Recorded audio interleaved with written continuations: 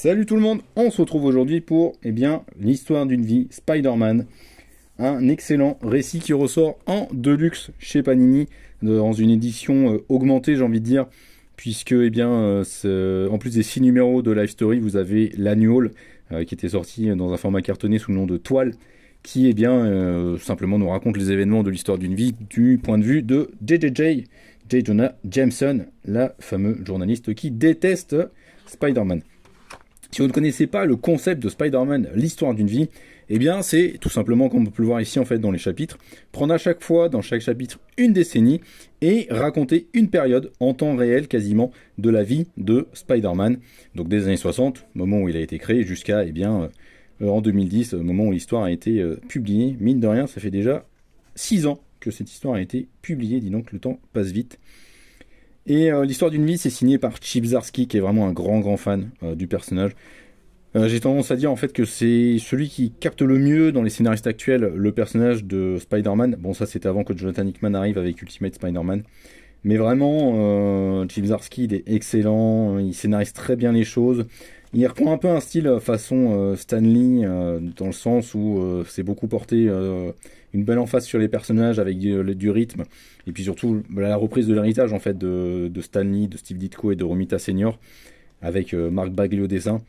Donc il reprend vraiment les éléments en fait classiques de la vie de Spider-Man, mais il va les injecter dans une notion de temps réel, c'est-à-dire qu'on va voir vieillir en fait à chaque chapitre Spider-Man, le voir évoluer, le voir grandir. Et en fait, c'est très intéressant, puisque typiquement, on va avoir son costume un peu évolué au fur et à mesure des années, puisqu'à un moment donné, il va être obligé, à force de vieillir, de se protéger un peu plus, d'avoir des renforts.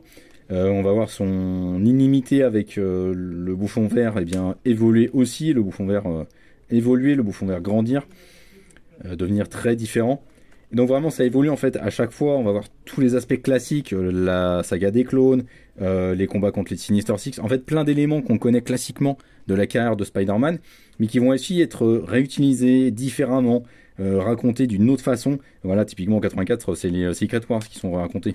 Et en fait, c'est très intéressant parce que ça permet à quelqu'un qui ne connaît pas Spider-Man dans la continuité, de découvrir en fait tous les grands moments de la vie, de la carrière du tisseur. Mais ça permet aussi à des gens qui sont fans de longue date du personnage de lire une histoire où, quasiment tout ce qui s'est passé dans la vie de Spider-Man qui a été impactant. Parce que voilà, on voit les Secret Wars, c'est parce que pendant les Secret Wars, Peter Parker récupère le costume du symbiote. Vous le voyez par exemple là. Et donc en fait, Chip Zdarsky, il réutilise ça, mais comme il est fan, il sait qu'on est fan, et il glisse plein de petits clins d'œil à certains moments, certains passages.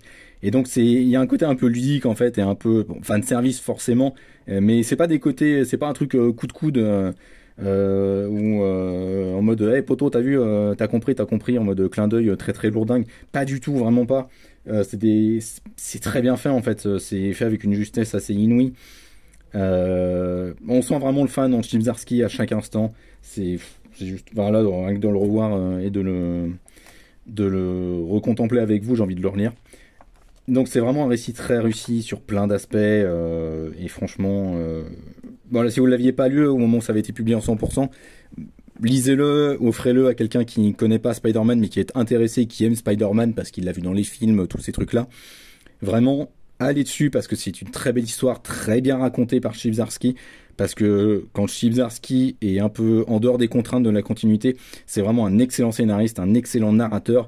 Et puis Mark Bagley ici, il n'a jamais été aussi bon en fait que dans l'histoire d'une vie. C'est quelqu'un qui évidemment beaucoup perdu dans son style parce que voilà, c'est un dessinateur qui commence à être un peu vieux.